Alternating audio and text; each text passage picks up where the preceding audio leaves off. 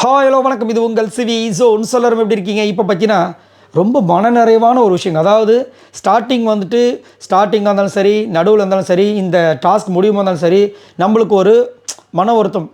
என்ன அந்த பொண்ணு இப்படி போய் பாடாப்படுத்துறீங்க? அந்த பொண்ணு எவ்வளோ வட்டையும் அழுது வேலை செய்து அதுவும் ஒரு வைராகியத்தோடு எனக்கு உடம்பு சரியில்லைனாலும் பரவாயில்ல, வெயின் வந்தாலும் பரவாயில்ல, எஃப்ஜே என் கூட சேரலைனாலும் பரவாயில்ல, எனக்கு யார் ஹெல்ப் பண்ணாலும் பரவாயில்ல, நான் நின்று காட்டுவேன்னு சொல்லி செய்கிறாங்க. ஆனால் ஒரு அப்ரிசியேஷன் வரலையப்பா. அதுவும் கூட இந்த எஃப்ஜே இன்னும் அட்டகாசம் பண்ணுறான். ஐயோ தாங்க முடியலப்பா. பாவம் அந்த பையன் இவன் கூடயாவது இந்த பொண்ணு கூட சேர்ந்து பண்ணலாம், அந்த பொண்ணுக்கு கொஞ்சம் வேலை கம்மியாகும். இவனும் வந்துட்டு நைட் ஆனால் வந்து உடம்பு சில போய் படுத்துக்கிறான்.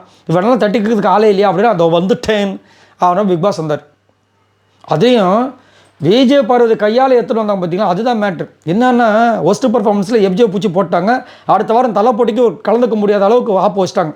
இந்த பக்கம் கானவனத்து வந்தது தான் கொஞ்சம் கஷ்டம் பாவம். ஏன்னா அவரும் ஜெயிலுக்கு போகிறாரு. இப்போ என்னடானா அதை வந்துட்டு ஆக்சுவலாக எஃப்ஜே மேலே செம்மகானில் கலாச்சார் வச்சு செஞ்சார்.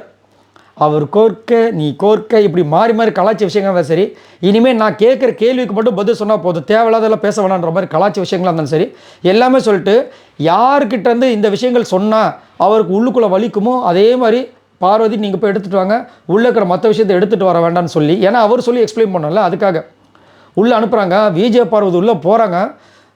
எஃப்ஜே வந்து அதில் மாட்டினார், ஒஸ்ட் பர்ஃபார்மன்ஸில் வந்துட்டார்னு உடனே செம்ம சந்தோஷம். உள்ளே போட்டு குத்தாட்டம் போடுறாங்க. டங்கடக்கா டமுடப்பா. அந்த அந்த அந்த ஒரு சந்தோஷம் இருக்குது பாருங்களா, அது அளவில்லாதது.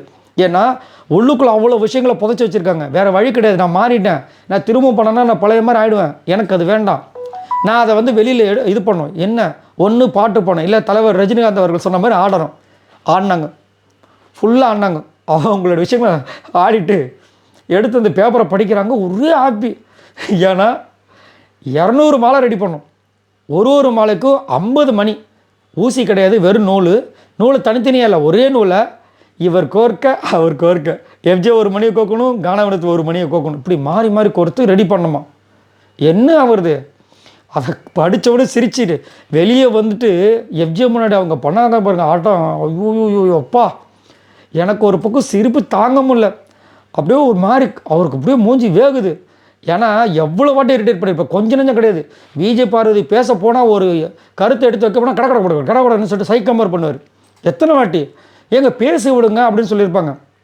இன்ஃபேக்ட் பெஸ்ட் பர்ஃபார்மன்ஸில் விஜய் பார்வதியோட விஷயங்கள் டவுன் ஆனதுக்கு காரணமே முக்கிய காரணம் எல்லோரும் சொல்லிட்டாங்க குட்டிவாடன்ட்டு.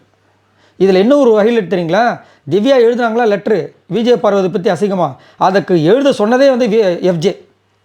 எவ்வளோ அட்டகாசம். இதெல்லாம் விஜய் நம்ம பிக் பாஸ் பார்த்துருக்க மாட்டாரு. செம்மையான ஒரு ஆப் வச்சார், சரியான ஆப். ஆனால் விஜய் பார்வதி என்ஜாய் பண்ணாங்க அதை சொல்லி. ஆனால் ஒரு விஷயத்த சொன்னாங்க, யாருக்கோ போட்ட ஸ்கெட்சில் வந்து கானாவது நீங்கள் மாட்டிக்கிட்டீங்களே, அந்த வீக்கு பதில் இந்த வீக் மாட்டிக்கிட்டாரு அப்படின்ற மாதிரி சொல்லி இது பண்ணாங்க. வேறு லெவல் இருந்துச்சு. யாரெல்லாம் என்ஜாய் பண்ணிக்கிட்ட சொல்லுங்கள். மறக்காமல் நம்மளோட சேனலை சப்ஸ்கிரைப் பண்ணிட்டு பாருங்கள். பாய் நண்பர்களே.